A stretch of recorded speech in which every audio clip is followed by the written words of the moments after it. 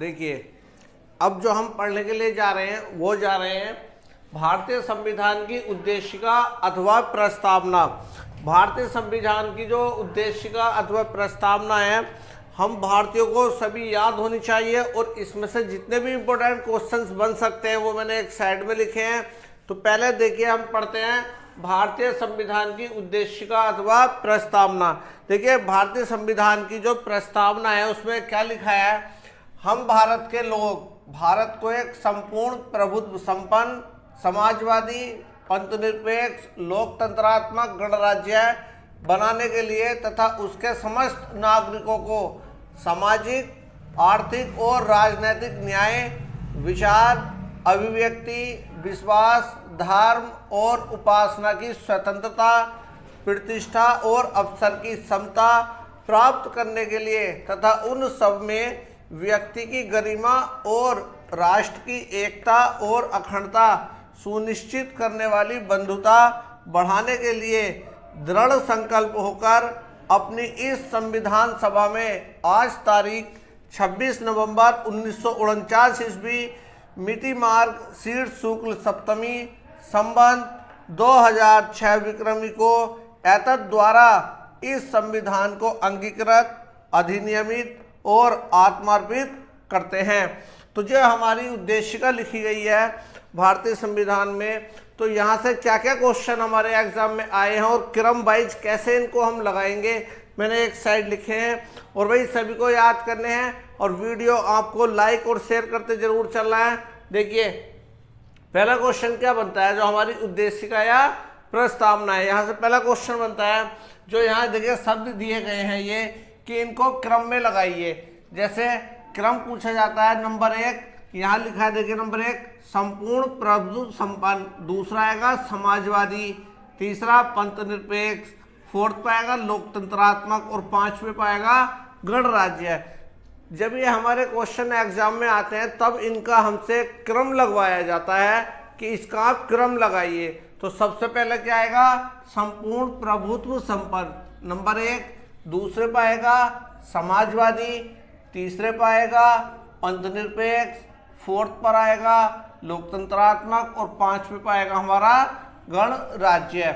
तो ये जब हमें क्रम लगाने आने चाहिए और इनका क्रम हमसे लगवाया जाता है, तो सबसे पहले हमारी उद्देशिका में जहाँ से क्वेश्चन देखने को मिले हैं कई बार और क्रम लगवाया जाता है, तो वो देखिए क्या है, सबसे पहले संपूर्ण प्रभुत्व संपन्न, समाजवादी, पंथनिरपेक्ष, लोकतंत्रात्मक और गणराज्य। तो इनका हमें क्रम याद रखना है और क्रम आसानी से याद रख सकते हैं अगर हमें भारतीय संविधान की उद्देशिका अच्छे से याद है। दूसरा क्या है, देखिए 42वें संविधान संशोधन अधिनियम 1976 ईस्वी के द्वारा कौन कौन से 3 शब्द जोड़े गए, तो कौन से जोड़े गए, समाजवादी, पंथनिरपेक्ष और अखंडता, ये 3 शब्द जोड़े गए कौन से संविधान संशोधन द्वारा, 42वें संविधान संशोधन अधिनियम 1976 ईस्वी के द्वारा कौन कौन से शब्द जोड़े गए, तो 3 शब्द जोड़े गए। नंबर 1 देखिए समाजवादी पंथनिरपेक्ष, समाजवादी पंथनिरपेक्ष, और जो तीसरा जोड़ा गया वो जोड़ा गया और अखंडता।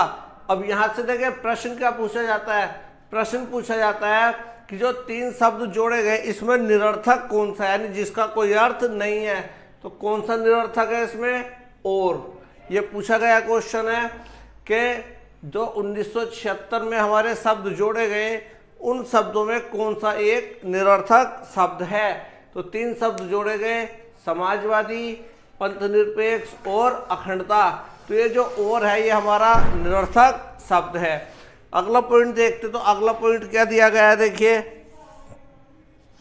तो अगला है कि भारत के संविधान की प्रस्तावना में कितने प्रकार का न्याय है, तो कितने प्रकार के न्याय हैं, तो 3 प्रकार का न्याय है और इनका भी हमें क्रम याद रखना है। अभी पीछे जो हमारा एग्जाम हुआ था RO का, तो उसमें इसका क्रम पूछा गया था कि भारतीय संविधान की प्रस्तावना में पहला कितने प्रकार का न्याय है, ये पता होना चाहिए। तो कितने प्रकार का न्याय है, 3 प्रकार का न्याय है। कौन कौन सा, सामाजिक, आर्थिक, राजनैतिक। ये क्रम लगवाया जाता है और पूछा जाता है कि न्याय कितने प्रकार का है हमारी उद्देशिका में, तो 3 प्रकार का न्याय है और इनका क्रम जरूर याद रखना है। सबसे पहले सामाजिक, आर्थिक और राजनीतिक, इनका क्रम लगवाया गया था।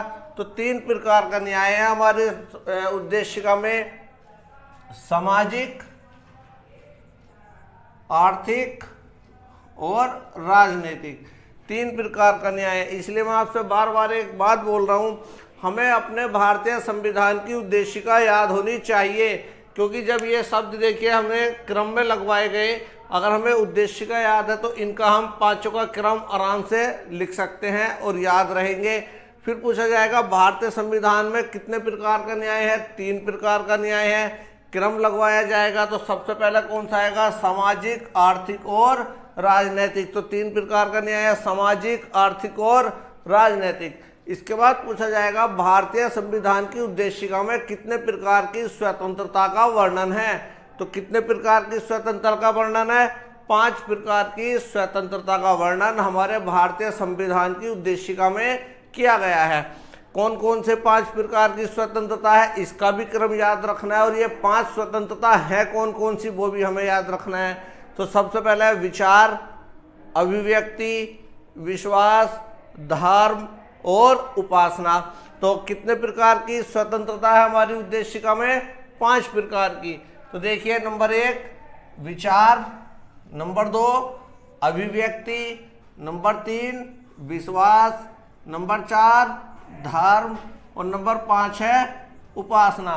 तो भारतीय संविधान की उद्देशिका में 5 प्रकार की स्वतंत्रता का वर्णन किया गया है, और इसका क्रम कैसे है जो हमें लगवाया जाता है, विचार, अभिव्यक्ति, विश्वास, धर्म और उपासना।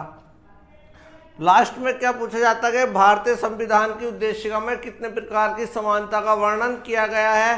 तो भारतीय संविधान की उद्देशिका में 2 प्रकार का वर्णन किया गया है, नंबर 1 प्रतिष्ठा और नंबर 2 है अवसर। कितने प्रकार की समानता है, 2 प्रकार की, प्रतिष्ठा और अवसर। तो देखिए, प्रतिष्ठा और अवसर, तो नंबर 1 और नंबर 2। तो ये हमारे जितने भी उद्देशिका से संबंधित मोस्ट इंपॉर्टेंट पॉइंट्स हैं वो हमने कवर किए। एक बार जल्दी से इनको रिवाइज करते हैं। देखिए, जब हमें पूछा जाए कि उद्देशिका के अनुसार क्रम में लगाइए, तो सबसे पहला आएगा संपूर्ण प्रभुत्व संपन्न, इसके बाद आएगा समाजवादी, पंथनिरपेक्ष, लोकतंत्रात्मक और गणराज्य। मोस्ट इंपोर्टेंट क्वेश्चन है ये, और हर बार किसी न किसी एग्जाम में देखने के लिए मिलता है। अगला है 42वें संविधान संशोधन अधिनियम 1976 ईस्वी के द्वारा 3 शब्द कौन कौन से जोड़े गए। तो समाजवादी, पंथनिरपेक्ष और अखंडता, ये 3 शब्द जोड़े गए, और इसमें भी एक क्वेश्चन पूछा गया कि इन 3 शब्दों में कौन सा एक निरर्थक शब्द है जिसका कोई अर्थ नहीं है। तो वो कौन सा है इसमें, और इसमें निरर्थक शब्द है। नेक्स्ट क्वेश्चन है भारत के संविधान की प्रस्तावना में कितने प्रकार का न्याय है। तो 3 प्रकार का न्याय है, और इनका क्रम हमें याद रखना है, सामाजिक, आर्थिक और राजनीतिक। भारतीय संविधान की उद्देशिका में कितने प्रकार की स्वतंत्रता का वर्णन है।